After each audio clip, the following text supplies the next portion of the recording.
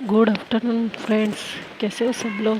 Happy Sunday. और आज Sunday तो बारिश ने जैसे तूफ़ान मचा दिए यार मुंबई में। बहुत सुबह से बहुत ही ज़्यादा बारिश है। घर में भी एकदम ठंडा और बाहर भी ठंडा ठंडा मौसम। मुझे तो ठंड लगती रहती है, तो आज मैंने ये सोचा कि बारिश बाहर चल रही है और घर में अकेली थी, तो सोचा चलिए आपके लिए एक स्टोरी अपलोड कर ही दूँ। तो आज मैं अनन्या और काव्य की लव स्टोरी का पार्ट 11 लेकर आई हूँ आप सभी के लिए। तो लास्ट एपिसोड को थोड़ा सा रिकैप लूँगी। लास्ट एपिसोड में हमने ये सुना था कि अनन्या की जो पास्ट में हुआ था, जैसे कि उसको एक लड़की लाइक करती थी, उसका नाम है अनीता। अनीता ने कई बार अनन्या से बात करने की कोशिश की, लेकिन अनन्या ने कभी उसको पॉजिटिव रिस्पॉन्स नहीं दिया, क्योंकि अनन्या को किसी में फीलिंग्स ही नहीं थी। और उसे खुद को ये भी नहीं पता था कि सच में उसको लड़कियों में इंटरेस्ट है। लेकिन अनीता फिर भी आज तक प्यार करती है अनन्या को। अनीता बहुत समझाती, लेकिन अनन्या समझने के इसमें ही नहीं है। और काव्या गाँव गई है अपने छोटे भाई को देखने के लिए। तो काव्या ने अनन्या को बहुत सारे फ़ोन किए, लेकिन अनन्या अपने दोस्तों में बिज़ी थी, क्योंकि दोस्तों के साथ वो बाहर गई थी। सुनते हैं अब आगे।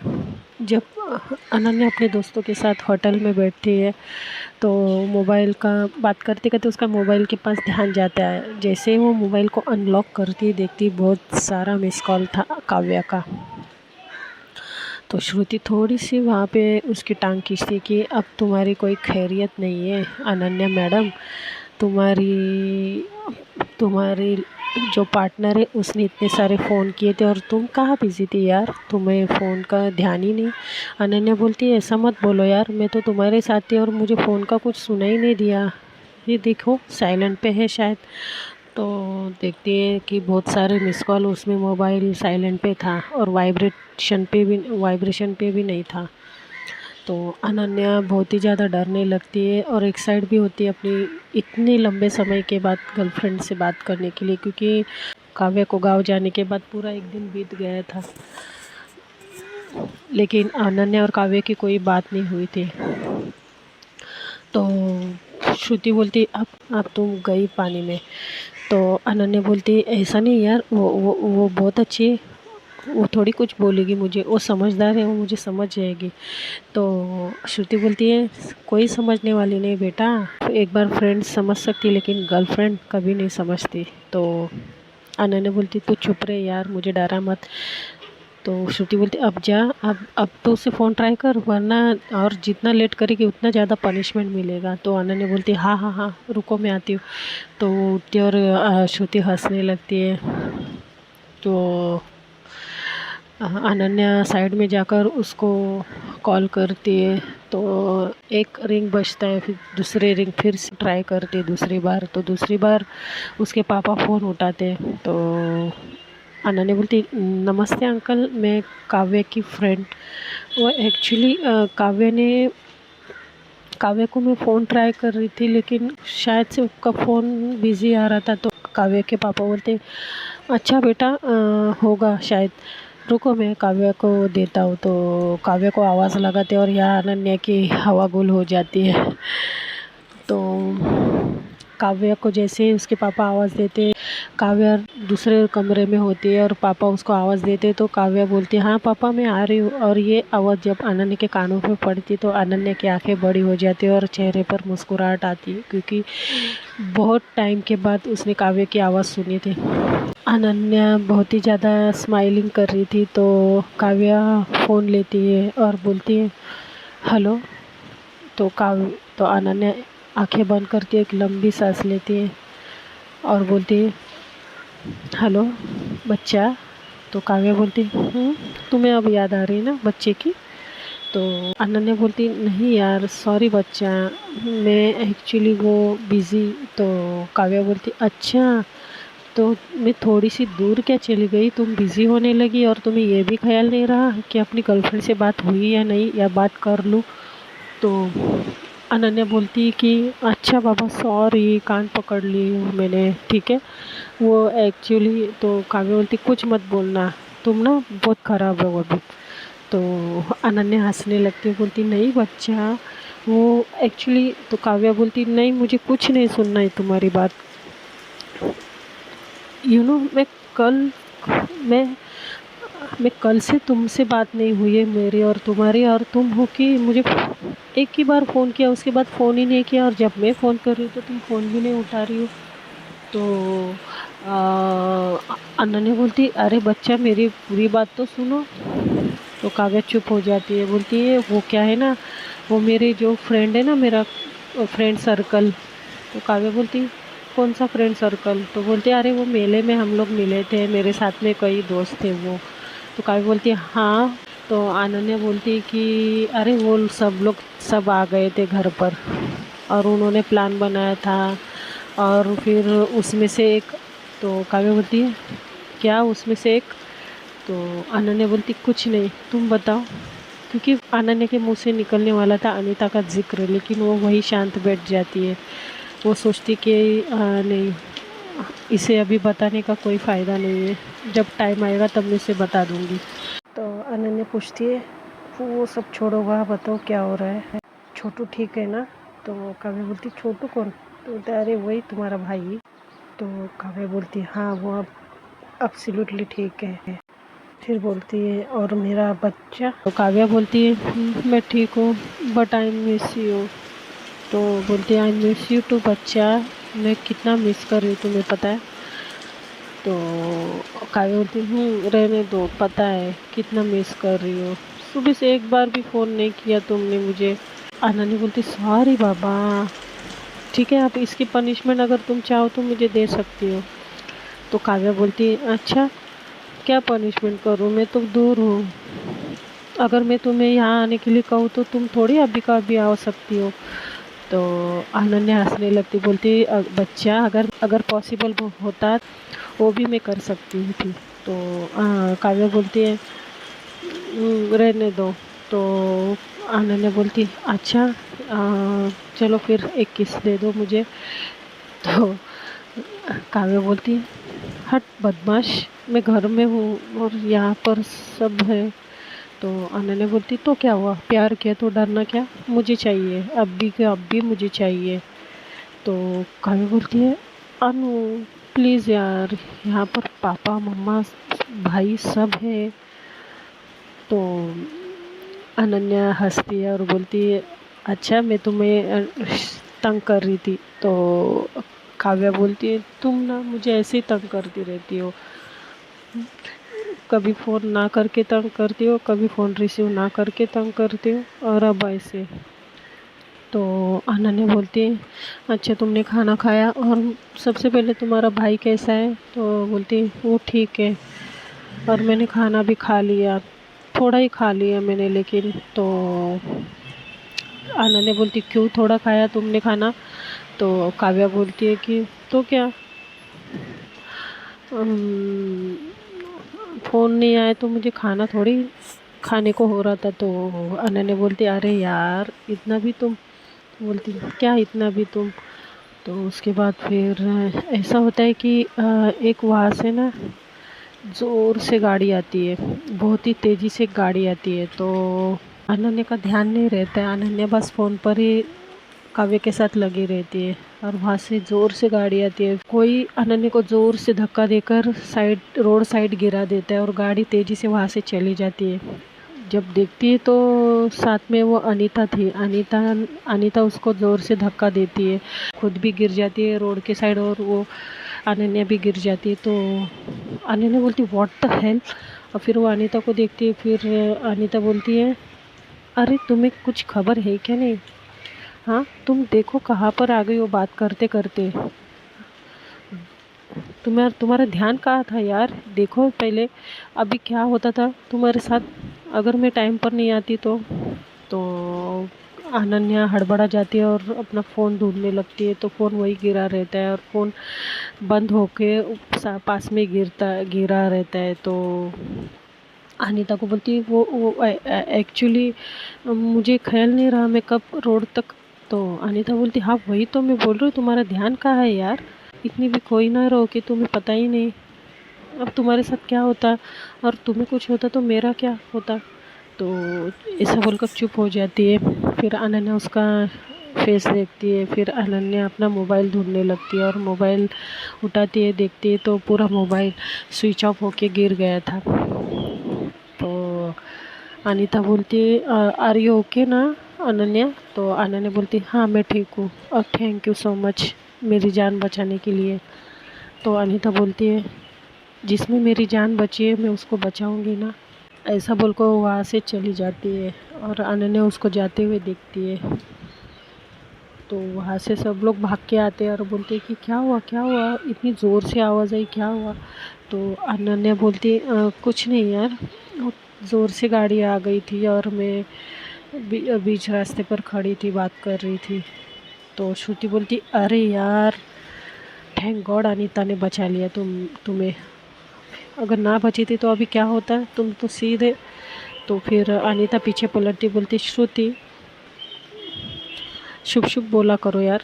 तो श्रुति चुप बैठती है। फिर ये लोग सब लोग घर जाते हैं और यहाँ काव्या परेशान होती है कि मोबाइल बंद कैसे हो गया अपने आप बात करते करते। इसके लिए वो बार बार मोबाइल को देखती है, मोबाइल को पटकती रहती है हाथ पर, जो हम पटकते हैं ना कि बंद हुआ कि क्या हुआ है मोबाइल को, वैसा भी करके देखती है। लेकिन मोबाइल तो कट हो गया था फ़ोन।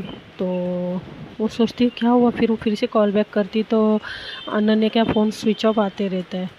तो स्विच ऑफ आता है तो वो और भी ज़्यादा डरने लगती कि क्या हुआ क्या हुआ।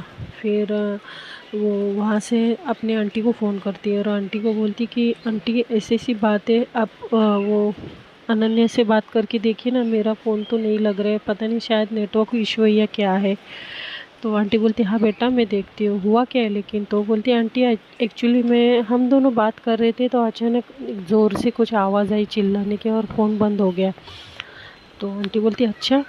वो तो आंटी भी डर जाती, पता नहीं क्या हुआ है। तो आंटी भी अनन्या को कॉल ट्राई करती लेकिन स्विच ऑफ आ रहा था। तो उसके बाद फिर ये लोग घर जाते हैं अनन्या और ये सब लोग। घर जाने के बाद अनन्या को थोड़ी सी तो रोड साइड वो गिर गई थी ज़ोर से। अनीता ने उसको जो धक्का दिया था उसके वजह से उसके पैर पे थोड़ी सी तो लग जाती है, मतलब स्किन थोड़ी सी निकल जाती है पैर की और स्वेलिंग होता है पैर। तो उसकी मम्मी अनन्या की डर जाती है, अरे बेटा ये क्या हुआ, क्योंकि उसके दोस्त ने दो दोस्तों ने उसको पकड़कर घर के अंदर लेके आए थे, उस चल नहीं पा रही थी ठीक से। जब गिरते हैं ना हम लोग तो स्टार्टिंग में कुछ नहीं होता है लेकिन उसका असर धीरे धीरे होने लगता है, वैसे ही कुछ अनन्या के साथ हुआ था। तो अनन्या चल नहीं पा रही थी तो श्रुति और एक लड़की उसको पकड़ के लेके आती है और अनन्या की मम्मी बहुत ही ज़्यादा डरने लगती है। फिर अनन्या को हॉल में अच्छे से सोफे पर बिठाते हैं।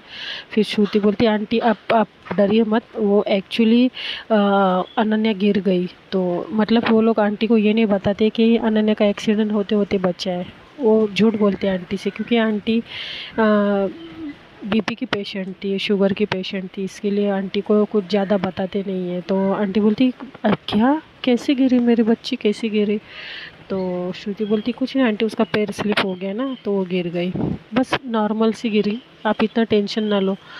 तो फिर आंटी बोलती है अरे बेटा ये नॉर्मल है, देखो कितना लग गया है, पूरा खून सूख गया है निकल कर। तो वो डॉक्टर को बुलाते हैं तो डॉक्टर चेक करते तो डॉक्टर पूछने लगते कि किसी ने ज़ोर से धक्का दिया था क्या। तो फिर बाद में वो श्रुति बोलती आंटी आप डॉक्टर साहब को पानी तो लेके आइए। तो आंटी को जैसे तैसे वो किचन में भेज देती तो श्रुति बता देती कि क्या हुआ था। तो डॉक्टर बोलते अच्छा। तो श्रुति बोलती एक्चुअली डॉक्टर वो इसकी मम्मा के सामने कुछ मत बोलिएगा, इसकी मम्मा डर जाती है। तो डॉक्टर बोलते ओके ऑल राइट। जब तक आंटी भी किचन से आ जाते हैं पानी लेकर, फिर डॉक्टर उनको एक चिट्ठी थमा देते हैं मेडिसिन की। टीटी का इंजेक्शन देना ज़रूरी था क्योंकि वो रोड पर गिरी थी।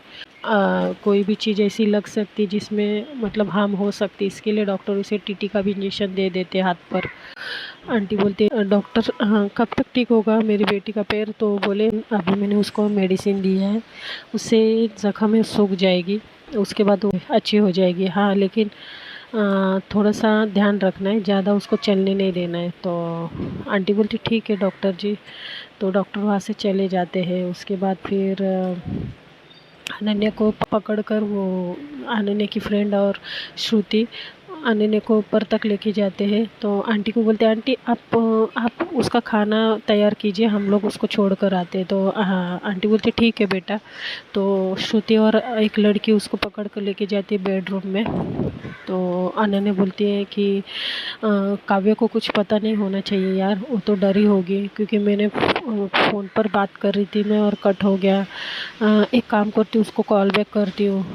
तो देखती है कि उसका मोबाइल ही बंद हो गया है। तो बोलती है अरे यार, अब उसके पापा का नंबर भी मुझे याद नहीं है और ना ही आंटी का नंबर याद है, कैसे बात होगी। तो श्रुति बोलती है तू सब सोचना छोड़ दे, फ़िलहाल तो अपने हेल्थ पर ध्यान दे, काव्य से बात होती रहेगी ना। तो अनन्या कुछ बोलती नहीं है। फिर अनन्या की मम्मा अनन्या के लिए सूप लेकर आती है, फिर वो सूप पिलाती है और मेडिसिन भी देती है श्रुति। तो श्रुति बोलती है आंटी आप ख्याल रखिएगा, हम लोग चलते हैं। तो आंटी बोलती है बेटा थैंक यू सो मच, तुम लोग ने बहुत हेल्प की है अनन्या की। तो श्रुति बोलती है अरे आंटी वो हमारी फ्रेंड है और बेस्ट फ्रेंड है, वो फ्रेंड के लिए हम इतना भी नहीं कर सकते क्या। तो आंटी बोलते शुक्रिया बेटा। तो वो लोग वहाँ से चले जाते हैं। फिर आंटी उसको अनन्या को अच्छे से सुलाकर वो भी चली जाती है। और यहाँ देखते काव्या की तो जैसे कि परेशान हो रही थी सोच सोच कर कि क्या हुआ है, क्यों आवाज़ आई इतनी ज़ोर से और फ़ोन क्यों बंद हो गया। वो बहुत ही ज़्यादा टेंशन में आ जाती है और वो फिर से आंटी को फ़ोन करती है। तो आंटी बोलती है बेटा मेरी बात ही नहीं हो पा रही, उसका फ़ोन मेरे यहाँ से भी स्विच ऑफ आ रहा है। तो बोलती है अच्छा अब कैसे पता चलेगा कि वो ठीक है क्या नहीं, क्योंकि फ़ोन पर जिस तरह से आवाज़ आ रही थी तो मैं तो डर ही गई। तो उसके बाद फिर आंटी बोलती ठीक है मैं देखती हूँ उसके घर का नंबर मिला तो, या फिर मैं कल सुबह जाकर देखती हूँ उसके घर पे। तो काव्य बोलती हाँ ठीक है आंटी, थोड़ा उसके घर होकर आना और मुझे तुरंत वहाँ से ही फ़ोन कर देना, उससे बात करवा देना। तो आंटी बोलती हाँ बच्चा ठीक है, अब तुम सो जाओ। तो फ़ोन रखती है काव्या। फिर दूसरी सुबह होता क्या है कि आंटी जो है काव्या की वो सुबह सुबह ही घर आ जाती है। तो अनन्या की मम्मा बोलती अरे आप इतनी सुबह सुबह बहन जी। तो बोलती नहीं वो एक्चुअली काव्य ने बताया कि काव्य से अनन्या की बात हो रही थी तो उतने में कुछ आवाज़ आई और फ़ोन स्विच ऑफ हो गया, इसके लिए मैं चली आई। उसको टेंशन हो रही कि ऐसे कैसे हो गया, क्या हो गया। तो ये जानने के लिए मैं देखने आई थी कि अनन्या ठीक है कि नहीं। तो अनन्या की मम्मा बोलते अरे अरे बहन जी काहे कि ठीक, वो गिर गई है, स्लिप हो गया उसका पैर। तो आंटी भी डर जाती, बोलती क्या, कैसे, कहाँ गिर गई बच्ची। तो अनन्या की मम्मा बोलती हाँ वही तो बहुत ज़ोर से गिरी है, उसको पैर पे बहुत ज़्यादा लग गई है। तो आंटी बोलती अच्छा हाँ बहन जी चलिए ना उसके रूम में लेके चलिए मुझे। तो जाती है, अनन्या सोई हुई रहती है। तो अनन्या के पैरों के ऊपर चादर थी। तो अनन्या की मम्मा चादर उठा के उसको पैर दिखाती है अनन्या का और बताने लगती है देखिए। तो उतने में अनन्या की नींद खुल जाती है और जैसे अनन्या काव्य की आंटी को देखती है तो इतनी डर जाती है, उठकर ही बैठ जाती है। लेकिन उस दौरान उसका पैर ज़ोर से उसके पैर में ज़ोर से क्रैम्प आता है, बहुत ज़ोर से उसको पेन होता है। तो ज़ोर से चिल्लाती है आउच आउच आउच ऐसे करके। तो अनन्या की मम्मा बोलती बेटा बेटा धीरे से, तुमने क्या ऐसे, तुम तो ऐसी डर गई जैसे कि तुमने भूत देख लिया है। तो अनन्या बोलती नहीं आंटी इतनी सुबह सुबह आप सब ठीक तो है ना। तो काव्या की आंटी बोलती बेटा सब कुछ ठीक है, लेकिन मैं ये देखने आई थी कि तुम ठीक हो के नहीं, और तुम ऐसी डर गई जैसे कि मैं कोई भूत हूँ। तो अनन्या बोलती एक्चुअली आंटी वो मैं बस ऐसे ही मैं खुद डर गई कि आप इतनी सुबह सुबह यहाँ क्या कर रही हो।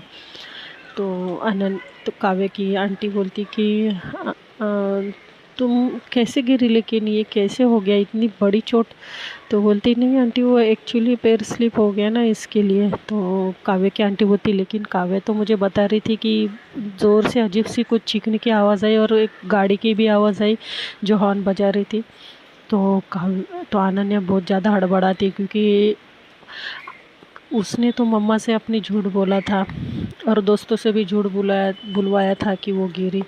अब वो क्या ही कहे। तो अनन्या की मम्मा थोड़ी शक की नज़र से देखती है, तो पूछती बेटा बोलो क्या हुआ था, कहीं तुमने मुझसे झूठ तो नहीं बोला, ये चोट किस चीज़ की है। तो अनन्या अब क्या करेगी, क्योंकि उसको सच बताना ही पड़ा था, क्योंकि अनन्या की मम्मा बोलने लगती कि तुम्हें मेरी कसम है, बोलो क्या हुआ था तुम्हारे साथ रात को। तो अनन्या बोलती वो एक्चुअली मम्मा मेरा ध्यान नहीं था, मैं रोड पर आई और एक गाड़ी तेज़ी से आई, तो मेरी फ्रेंड ने मुझे धक्का देकर साइड में गिरा दिया और मैं बच गई, लेकिन मेरा पैर ज़ोर से टकरा गया ज़मीन के साथ, तो ये स्किन पूरी निकल गई। तो अनन्या की मम्मा बहुत ज़्यादा डरने लगती है और बोलती बेटा तुम ऐसे कैसे, तुम्हारा ध्यान नहीं था, तो तुम इतनी फ़ोन में कैसी बिजी हुई बात करते करते कि तुम रोड तक आ गई। तो अनन्या क्या बोलती है कि मम्मा अब मैं ठीक हूँ ना, बस हो गया ना मम्मा, मुझे इतनी लगी और आप हो कि रात से परेशान होते जा रही हो। तो अनन्या की मम्मा शांत होती है। तो काव्या की आंटी बोलती है अच्छा बेटा तुम काव्या से एक बार बात कर लो, क्योंकि काव्या बहुत ही ज़्यादा परेशान हो रही है इस बात से कि क्या हुआ है। तो काव्या की आंटी क्या करती है, वीडियो कॉल करती है तो काव्या को। तो जैसे ही काव्या और अनन्या एक दूसरे को वीडियो कॉल पर देखते हैं, पता नहीं उनको क्या होता है, एक दूसरे को देखकर स्माइल करते हैं और आंखों ही आंखों में देखने लगते एक दूसरे के। तो देखते रहते। तो उतने में आंटी बोलती देखो बेटा इसको कितनी लगी है, वो रात को तुम बता रही थी ना, उससे ही बता रही थी, ज़रूर इसके साथ कुछ हुआ है, तुमने बोला था ना, देखो क्या हो गया है। तो वो इन दोनों का मतलब आई कांटेक्ट टूट जाता है और हड़बड़ा जाते हैं। फिर वो दिखाती है अनन्या की चोट वीडियो कॉल पर। तो काव्या भी बहुत ज़्यादा डरती है, बोलती है अनु ये सब कैसे हो गया बच्चा।